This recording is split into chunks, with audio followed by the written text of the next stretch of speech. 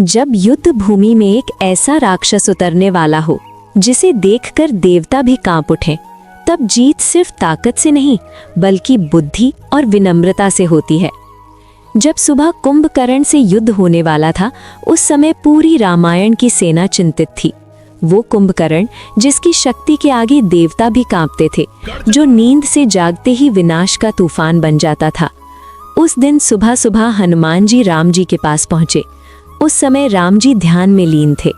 ध्यान समाप्त होने पर राम जी ने हनुमान जी से पूछा, अभी कितना समय शेष है युद्ध में? हनुमान जी बोले, प्रभु कुछ ही समय शेष है। तब राम जी ने कहा, हनुमान आज तुम युद्ध से पहले एक कार्य करो।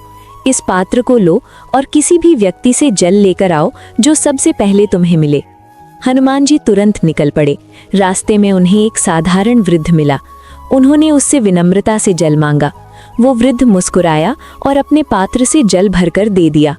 हनुमान जी वो जल लेकर राम जी के पास लौट आए और अर्पित कर दिया। राम जी ने उस जल को आशीर्वाद दिया और कहा, अब जाओ, विजय तुम्हारी होगी। इसके बाद भयंकर युद्ध शुरू हुआ।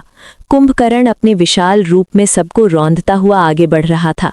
उसकी गर्जना से धरती कांप रही थी। हनुमान जी ने पहले शांत मन से उसे प्रणाम किया और फिर युद्ध आरंभ किया।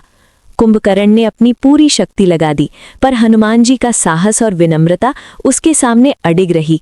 अंत में हनुमान जी ने राम का स्मरण करके एक प्रचंड प्रहार किया, जिससे कुंभकर्ण भूमि पर गिर पड़ा। उसकी मृत्यु के बाद हनुमान जी ने पूछा, प्रभु उस जल का रहस्य क्या था? राम जी मुस्कुराए और बोले, हनुमान शक्ति से बड़ा कोई अस्त्र नहीं, लेकिन उससे भी बड़ा होता है विनम्रता। जो झुकना जानता है वही सबसे ऊंचा उठता है। याद रखो, जीवन का सबसे बड़ा युद्ध बाहर नहीं अंदर होता है, और जो अपने अहंकार को हरा दे वही सच्चा विजेता बनता है।